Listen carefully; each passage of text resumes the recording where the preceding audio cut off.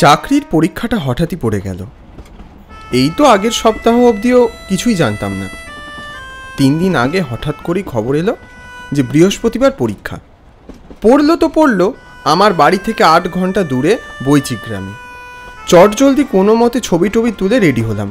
কখন কি লাগে সব ঠিকঠাক, কিন্তু কাল থেকে বেহায়া জ্বরটা চেপে বসলো। ভাইরাল ফিভার, এই সময় যা হয় আর কি। একবার হলে 2 দিনের আগে ছাড়বার নাম নেই। ও, আমার কাঁধে ইউকুলেলেটা দেখে অবাক হচ্ছেন? অবাক হওয়ার কিচ্ছু নেই। শখে গান বাজনা করি, যদিও গান আমার স্বপ্ন ছিল, তবে সেসব এখন জলাঞ্জলি দিয়েছি। তবু যদি পরীক্ষা দেওয়ার পর ভিড়ের ঠেলায় ট্রেন না পাই কিংবা রাত্রিটা স্টেশনে কাটাতে হয়, তাহলে এটা বাজিয়ে সময় কাটিয়ে দেবো।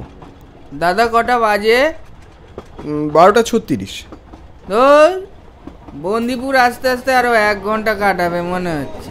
ট্রেনটা কি লেটে চলছে দাদা? তো চলছেই তো, এতক্ষণে তো আমতা ঢুকে যায়। সর্বনাশ করেছে। দুপুর 3টে থেকে পরীক্ষা, কি করব কে জানে। যদিও ট্রেনের অর্ধেক প্যাসেঞ্জারই ওই পরীক্ষা দিতেই যাচ্ছে বলেই মনে হয়। দুপুরে লাঞ্চে রুটি খাওয়া শেষ করে জ্বরের ওষুধটা খেয়ে নিলাম। প্রায় 15-20 মিনিট হলো ট্রেনটা মাঝ রাস্তায় দাঁড়িয়ে আছে। কি একটা লাইনের গন্ডগোল শুনছিলাম, এখন দেখছি ট্রেন স্টার্ট হবার নামই নিচ্ছে না। আশপাশের প্যাসেঞ্জাররাও বিরক্ত হচ্ছে। ঘড়িতে প্রায় 1:30 বাজতে চলল। আমাদের পরীক্ষাটা আদৌ হবে কি না সে নিয়ে এখন যথেষ্ট সন্দেহ হচ্ছে। কিছুক্ষণ পর খেয়াল করলাম কামরা থেকে 1-2 করে ছেলে মেয়ে পাশে ধান খেতে নেমে পড়ছে। কানাঘুষোয় শুনতে পেলাম এই আলপথ দিয়ে যদি কোনো মতে বড় রাস্তা অবধি পৌঁছানো যায়, তাহলে কোনো না কোনো ট্রেকার বা অটো পেয়ে যাব বৈচিগ্রাম যাওয়ার। একবার চেষ্টা করে দেখা যেতেই পারে। উঠে পড়লাম ট্রেনের সিট থেকে। হঠাৎ একজন আমার পিছু ডাকলো, ও ভাই, কোথায় যাচ্ছ? ট্রেন থেকে নামছো কেন? কি করব, ট্রেন তো ছাড়ার নামই করছে না। আমাকে যত তাড়াতাড়ি সম্ভব বৈচিগ্রাম পৌঁছতে হবে। হ্যাঁ, কিন্তু তুমি এখান থেকে যাবে কি করে? দেখছেন না ওই যে ছেলে মেয়েগুলো যাচ্ছে ওই আলপথ ধরে, আমিও ওই পথ ধরে গিয়ে বড় রাস্তা পৌঁছবো। সেখান থেকে কিছু না কিছু তো পেয়েই যাব। আরে ওরা হয়তো জানে না, কিন্তু এই পথ এই গ্রামের ভেতরের পথ। যেও না, শোনো, যেও না, অপেক্ষা করো, ট্রেন নিশ্চয়ই ছাড়বে। বিনা দ্বিধায় লোকটা এক গাদা জ্ঞান দিয়ে দিল। ধুর, ও কথায় কান দিয়ে কাজ নেই। যেভাবে হোক আমাকে পৌঁছতেই হবে। আর বেশিক্ষণ সময়ও নেই। আর এক মুহূর্ত দেরি না করে নেমে পড়লাম ট্রেন থেকে। এরপর আলপথ ধরে হাঁটতে শুরু করলাম। তবু ক্ষেত শেষ হলো না। ধান ক্ষেতের পর সর্ষে ক্ষেত, তারপর সার দেওয়া কলা বাগান। ওদিকে পিছনে ট্রেনটা ক্রমশই সরে যাচ্ছে। দূর থেকে দেখতে পেলাম ট্রেনটা ধীরে ধীরে চলতে শুরু করেছে। আমার তখন মাথায় হাত। কেন যে ট্রেন থেকে নামতে গেলাম তখন? সামনে খেতে একজনকে দেখতে পেলাম, মাঠে চাষ করছে। তৎক্ষণাৎ লোকটাকে জিজ্ঞেস করলাম, এই যে দাদা, শুনতে পাচ্ছেন? হ্যাঁ, কে? পঞ্চা নাকি? না না, আমি অনি বলছি। এখান থেকে বৈচিগ্রাম পৌঁছানোর কোনো রাস্তা আছে? কোন গ্রাম? বৈচিগ্রাম। এখান থেকে কোনো গাড়ি পাওয়া যাবে? না না, ওই যে রেলগাড়ি, ওতে করেই যেতে হবে। ওটাই শেষ ট্রেন ভায়া। সে কি? তাহলে এখন কি হবে? হঠাৎ শরীরটা কেমন অস্থির করতে শুরু করলো। প্রখর রৌদ্র যেন আমার মাথা ফাটিয়ে দিচ্ছে। হঠাৎ পিঠের ব্যাগটার ভার খুব বেশি মনে হলো। চারপাশে যেন অন্ধকার গ্রাস করতে শুরু করেছে। তারপর সব কিছু ধোঁয়াশা। সামান্য চেতনা যখন ফিরল, তখন বুঝলাম আমার মাথায় কেউ জলপট্টি দিচ্ছে। দূর থেকে মাইকে একের পর এক অস্পষ্ট সংলাপ শোনা গেল। দেখো রাসমণিদি, উনি চোখ খুলেছেন। ওমা, চোখ খুলেছে নাকি? আমি কি বৈচিগ্রাম যাওয়ার কোনো গাড়ি পেয়েছি? ও দিদি, দেখো জ্বরের ঘোরে বোধহয় ছেলেটা ভুল বকছে। দৃষ্টিটা একটু স্পষ্ট হতেই দেখলাম সামনে দাঁড়িয়ে আছে একটি মেয়ে। 19-20 বছর বয়স হবে। পরনে শাড়ি, মাথায় সিঁদুর, মুখে চড়া মেকআপ। কি হলো, দেখছেনটা কি? শুয়ে পড়ুন, গায়ে এখনো জ্বর আছে আপনার। এই জ্বর নিয়ে কে উঠে বসে? এই নির্মলদা, ও বাবা, ও তো এখন আবার গ্রিন রুমে আছে। ক্ষেতের মাঝখানে জ্ঞান হারিয়ে পড়েছিলে, ভাগ্যিস মেহুর দেখেছিল, না হলে কি যে হতো। তোমার নাম কি বাবা? আমার নাম অনি। আপনাদের যে কি বলে ধন্যবাদ দেব। আমরা কিছুই করিনি বাবা, যা করেছে মেহুর। ধন্যবাদ দিতে হলে ওকে দাও। থাক, আর ধন্যবাদ দিয়ে কাজ নেই। আপনি শুয়ে থাকুন, আমি চায়ের ব্যবস্থা করি। চা চা আমার খেতে ভালো লাগে না। ভালো লাগে না মানে? মেহুর, অত বকাবকি করিস না। ঠিক আছে বাবা, তুমি বিশ্রাম নাও।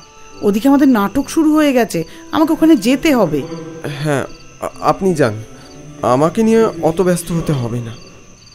মেয়েটি একটা ফ্লাক্স থেকে 1 কাপ চা ঢেলে আমার দিকে এগিয়ে দিল। আমি তো বললাম আমি চা খাবো না। খাবেন না মানে? চুপ করে খেয়ে নিন, একটুও যেন পড়ে না থাকে। মেয়েটির ওই রুদ্র রূপ দেখে চুপ করে চাটা গলায় ঢেলে দিলাম। উফ বাবারে!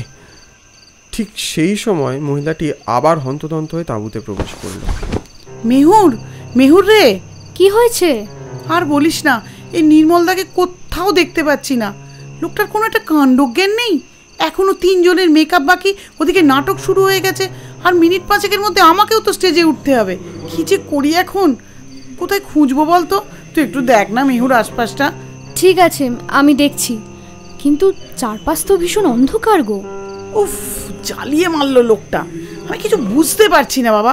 টাকা নেওয়া হয়ে গেছে, ঠিক সময় স্টেজে উঠতে না পারলেও তার মান সম্মান থাকবে না। আচ্ছা ঠিক আছে, তুমি এত চিন্তা করো না। তুমি যাও, ওদিকটা সামলাও, আমি দেখছি এদিকে। আপনি একটু বিশ্রাম নিন, আমি একটু আসছি। আপনি একা যাবেন না? আমিও আপনার সাথে যাব। না, সে কি? আপনার গায়ে জ্বর। অসুবিধে নেই, এখন আমি ঠিক আছি। বাইরেটা খুব অন্ধকার, আপনি একা কোথায় খুঁজবেন? যদি আবার কোনো বিপদ আপদ হয়? আরে আমার কিছু হবে না। আপনি থামুন তো। আমি আর মেহুর বেরিয়ে পড়লাম। ওর হাতে একটা টর্চ, চারদিকে ঘুটঘুট করছে অন্ধকার, ঝিঝির ডাক। তা আপনার বাড়ি কোথায়? আমার বাড়ি নদিয়া। আমরা নদিয়ার শান্তিপুর থেকেই আসছি। ওখানে আমাদের নাটকের একটা ছোট্ট দল আছে, রঙ্গপল্লী। আর আপনি? আমি নিশিকান্তপুরে থাকি।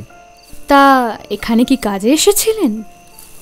আর কি বলি, আজ আমার একটা চাকরির পরীক্ষা ছিল আসলে, সেখানেই যাচ্ছিলাম। মাঝপথে ট্রেনটা বিকল হলো। ভাবলাম ট্রেন থেকে নেমে ক্ষেত পেরিয়ে বড় রাস্তা পাবো, সেখান থেকে কোনো গাড়িও পেয়ে যাব হয়তো। কিন্তু ট্রেন থেকে নামাটাই সার হলো। যেই নামলাম সাথে সাথেই ট্রেনটা ছেড়ে দিল। বাহ, আপনি ট্রেন থেকে নামলেন আর ট্রেনটাই আপনাকে ছেড়ে বেরিয়ে গেল? আমি কি ইচ্ছে করে নেমেছি? সবই আমার দুর্ভাগ্য। ওই দেখুন, ওদিকে ঝোপের মাঝখানে একটা হালকা আলো দেখা যাচ্ছে না? কই? এই হ্যাঁ, তাই তো, হ্যারিকেন মনে হচ্ছে। চলুন তো গিয়ে একবার দেখি। আমি ওর পিছু নিলাম।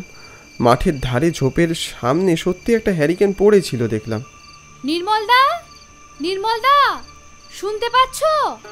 এই মেহুর, আর এগোবেন না, সামনে পুকুর, পড়ে যাবেন। বলতে বলতেই মেহুর পা পিছলে পড়েই যাচ্ছিল। কোনো মতে ওর হাতটা ধরে টানলাম। ও মা গো! আস্তে আস্তে, সাবধানে, এক্ষুনি একটা বড় বিপদ হচ্ছিল। উফ, বাঁচলাম। ঠিক সেই সময় পিছনে ঝোপের থেকে একটা গোঙানির শব্দ পেলাম। তড়িঘড়ি সেখানে গিয়ে দেখলাম একটা লোক ভয়ে কুকুরে জড়সড় হয়ে আছে। আরে নির্মলদা, কি হয়েছে তোমার? কে? আরে আমি মেহুর। কে? মেহুর দিদি, তুমি এসেছো? বাঁচাও আমায়। কি হয়েছে তোমার? তুমি এইখানে কি করছো? জানো তো আমার ডায়াবেটিস আছে, একটু হালকা হতে এসেছিলাম। পেছন থেকে কে যেন চোর চোর বলে চিৎকার করে উঠলো। তারপর কোথা থেকে আরো অনেকের চিৎকার ভেসে এলো। আমি যত বলি আমি চোর নই, তারা আমার কোনো কথাই শোনে না। তারপর কোনো মতে এই ঝোপে এসে লুকিয়েছি। আচ্ছা, বুঝলাম। এখন তাড়াতাড়ি চলো তো, ওদিকে এখনো 3 জনের মেকআপ বাকি। আজ আমি কোনো মেকআপ করতে পারবো বলে মনে হয় না মেহুর দিদি, যা ভয় পেয়েছি বাবা। এরপর কোনো মতে নির্মলদাকে আমরা মেকআপ রুমে নিয়ে গেলাম। তখন ওনার শরীর কাঁপছে রীতিমতো। অবশেষে কোনো মতে নাটক উতরল।